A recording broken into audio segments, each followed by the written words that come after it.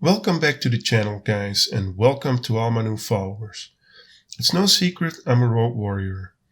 I frantically love road trips with a fiery passion and always look forward to the next one.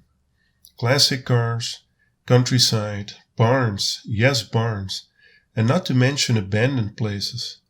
It has to be the rebel in me whom is unequivocally drawn to the peaceful solitude of a post-apocalyptic world abandoned places seem to offer.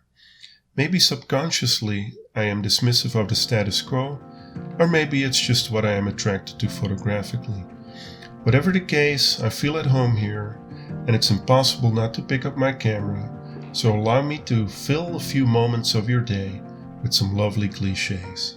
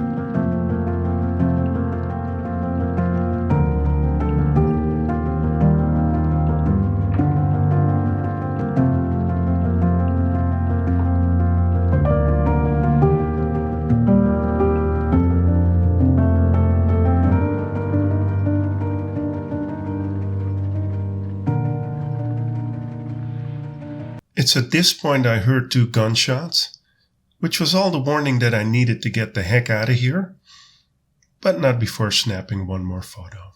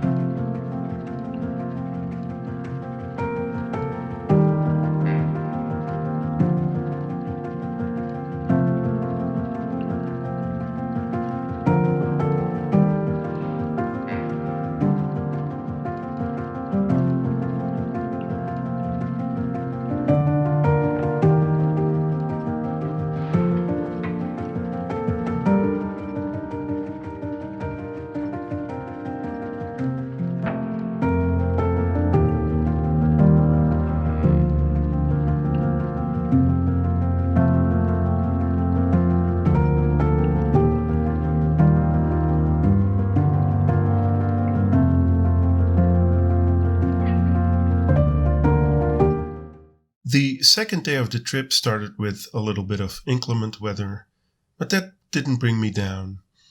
It didn't stop me from hitting the road with the same amount of passion that I always do.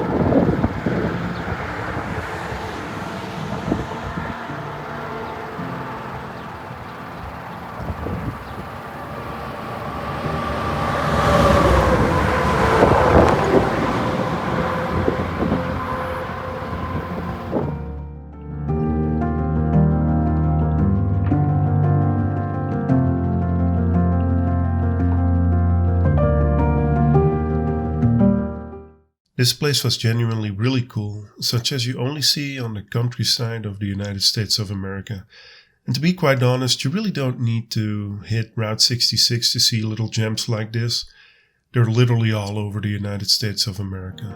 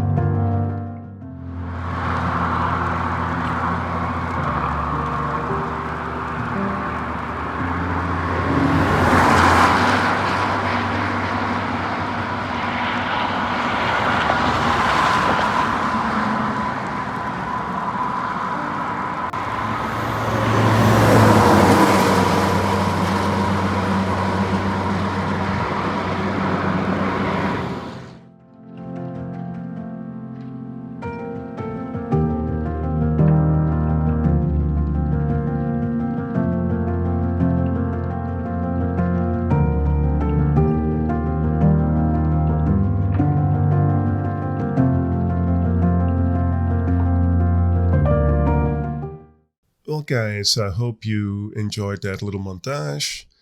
And just to wrap things up, I'd like to talk a little bit about the technical details, which, let's be honest, they're sometimes interesting, but they're not the most important thing about photography, but we do want to talk about them. And then I'd like to wrap things up with one photo that I'd like to discuss. But yeah, the medium format photos have been shot with my Mamiya 645, which other camera. I don't have another medium format camera. I'm perfectly fine with that.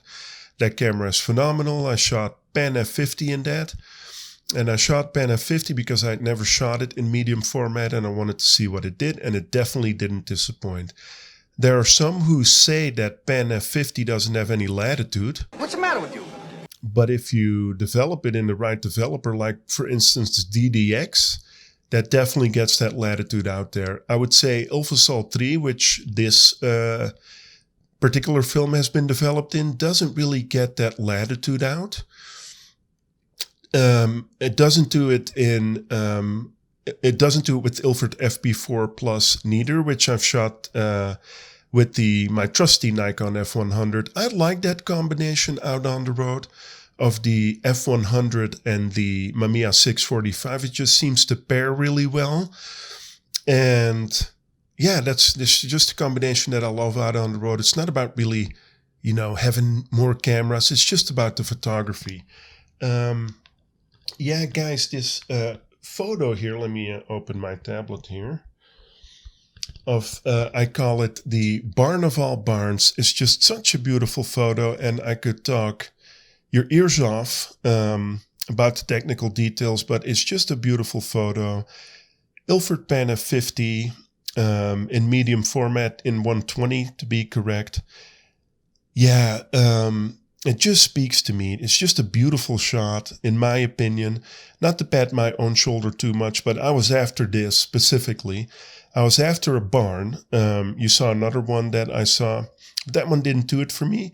This one definitely did. I love it how there's texture in the sky. It was just near perfect, because if it would have been too many clouds, then that would have overtaken the image a bit too much. Since it's in 4:3 aspect ratio, you have a lot of space up top, but now I have more of a sort of a softer texture that's not pressing down too much on the most prominent feature, which is the barn. And then I like the fencing in front of it, which kind of layers the image a little bit. Otherwise, it would just simply be the barn and the grass. Now we have a little bit of layering in there that gives the image a little bit of depth. I really love this one. This one's Definitely going to be printed. Yeah, just a gorgeous shot. Yeah, guys, that's it. Any questions, any concerns, hit me up in the comments. Like, subscribe. That's it for this week, guys. And I'll see you soon. Love you. Bye-bye.